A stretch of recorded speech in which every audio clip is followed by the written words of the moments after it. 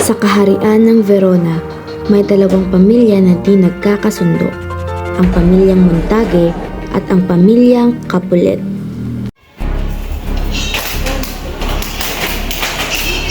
Kami ang mga kanta! Ang pinakamalakas at mga makapangyarihan! Oo nga! Hindi! Nagkakamali kayo! Kami ang pinakamalakas at makapangyarihan! Oo nga! Lumipas ang mga taon na walang mabuting ugnayan ang pamilyang Montague at Capulet. Ang pamilyang Montague ay nagkaroon ng anak na lalaki na si Romeo, samantalang sa pamilyang Capulet ay si Juliet.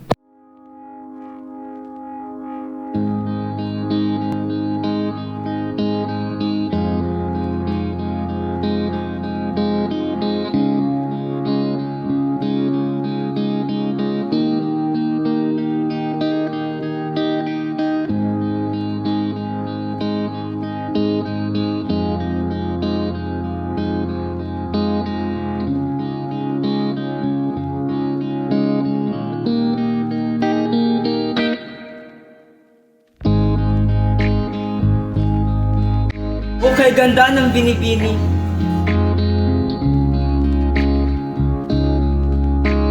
Ako ay may nararamdaman, ngunit hindi may paliwanag.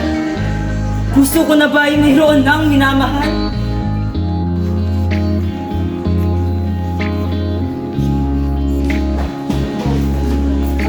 Bakit ka napirito? Ikaw na isang montag. Alipin ang aking angkan. Ika'y aking papatayin.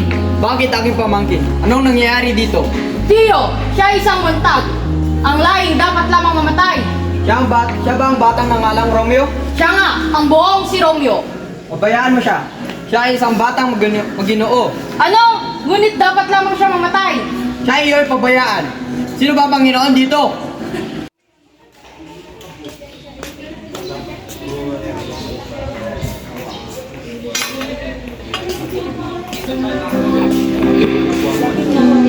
May bumi ba ang aking mukha?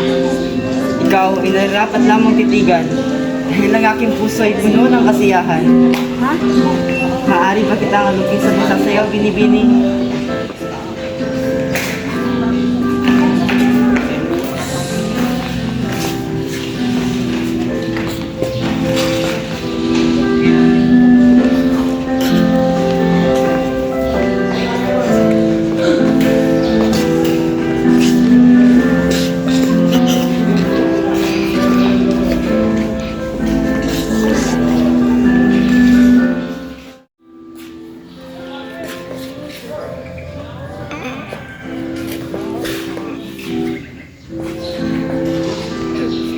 Maaari ko bang halikan na iyong kamay binibini?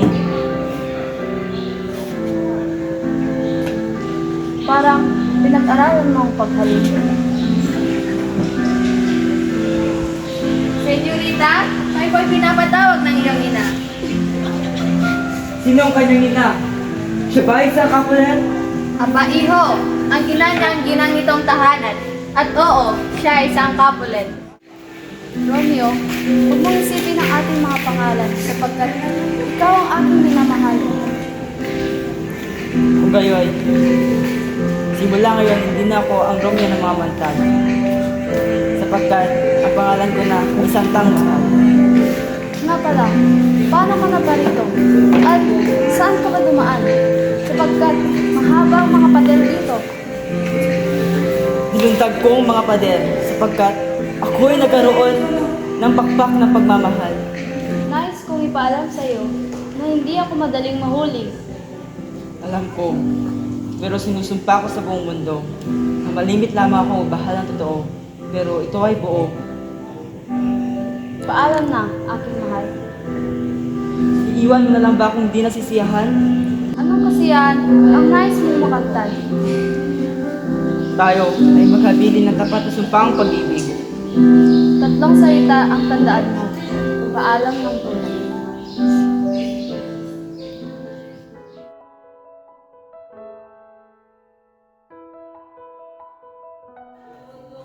Pagpalain ng langit itong banal na gawain upang pagkatapos ng pagsisiwag natin, Captain. Amen. Ngunit Padre, ano mga lungkot ang darating, hindi pa din ito maladaig. ang kagalakan na natatamo ko na siya aking silayan at balang araw ay nakakasama. Magandang gabi po, mabuting kompresor ko.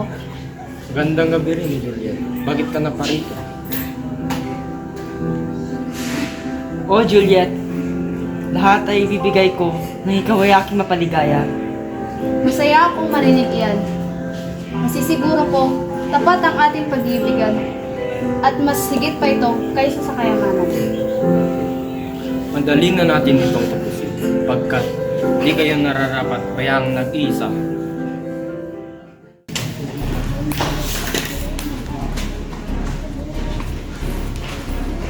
Ikaw na naman, buong Romeo! Ngayon na nagkita tayo muli, papatayin na kita! Wala akong masamang intensyon. Dapat tayo nagkakaunawaan. Ayoko ng away. Kahit kailan ay hindi tayo magkakaunawaan, lumaban ka! Aba, kung ayaw lumaban ni Romeo, ako ang lalaban sa iyo!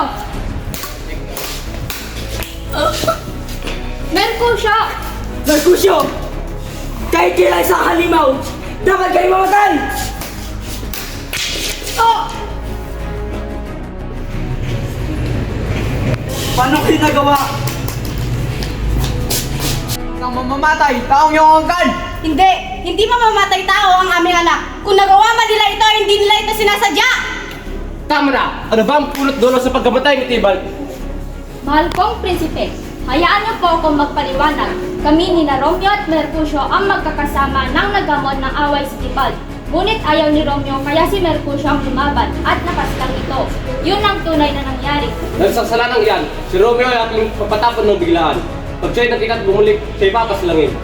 Ilang araw na ang lumipas ngunit naghihintay pa rin si Juliet sa pagbabalik ni Romeo. Senyorita, kayo po ay pinapatawag ng iyong mga magulang. Susunod ako.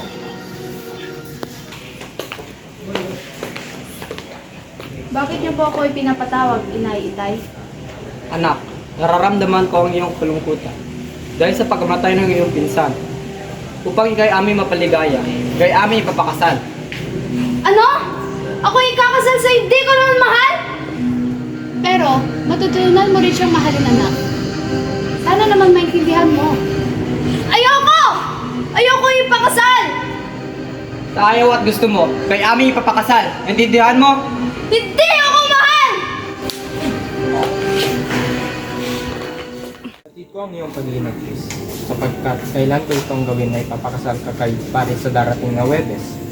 Pero Padre, gusto ko pong malaman kung maaari niyo po ba akong tulungan upang itigil ang kasalang ito. Pumayag ka sa gusto nila, ngunit bukas ng gabi ay maiga ka at inumin mo itong garapang ito. Gagawin ko po, Padre. Maraming salamat.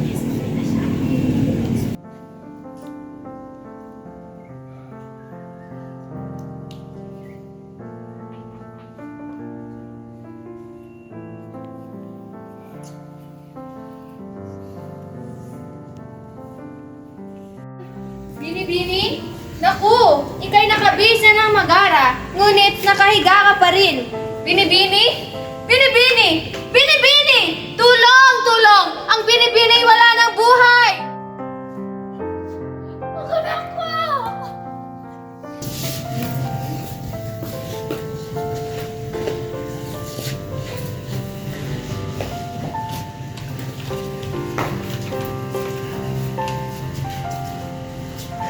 Sulat ito galing Verona. Ano ka ba dalang sulat buwas sa padre? Kumusta ang aking ama't ina? Kumusta naman ang aking minamahal? Mabuti naman ang iyong mga magulang. Ngunit patay na si Juliet. Nakita namin siyang nilibing sa tumbaan ni Cape. Ano? Teka, kuya Alice ngayon din. Wala bang dalang sulat buhat ng padre? Wala po, mabuti pa. Ano ang gagawin ko? Teka, pupunta muna ako ng butikaryo. Tao po! Sino ba yung tumatawag ng kay lakas? Bigyan mo ako ng lason na kaagad ng nakamamatay. Ito ang 10 tukado. Iluhok mo ito sa kahit anong tunaw at inumin. Pagkatapos ay bigla kang mamatay. Alis na po ako. Maraming salamat. Kapatid ko, hindi ko nadala ang sulat na para kay Romeo. Sinong nagdala ng sulat ko kay Romeo? Wala akong pagdalan. Narito muli. Naku, malungkot na kapalaran. Mayroon pa namang itong nilalaman ng mga halagang bagay. Asawa ko! Bakit sa'yo nangyari ang masamang kabalarang ito? Kung gayon, ako ay pupunta sa iyong piling at tayo ay magsasama habang buhay. Halang, buhay na malupit.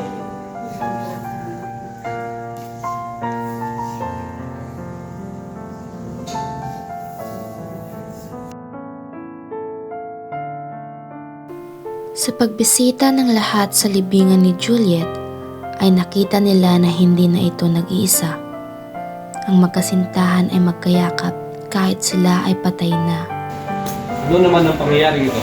Alam mo ba ito, Padre? Sa katunayan, alam ko ang lahat. Sila ay nag-iibigan at nagpakasal ng palihim sa akin. Kung ganoon, wala na tayong magagawa. Sila na ay nanahimik. Ito ang naging epekto ng inyong pag-aaral. Pero kung intindihin nyo ang buong pangyayari, ay kasing lalim ng karagatan ang kanilang pagmamahal. Mula noon, ang dalawang angkan ay nagkakamabutihan na.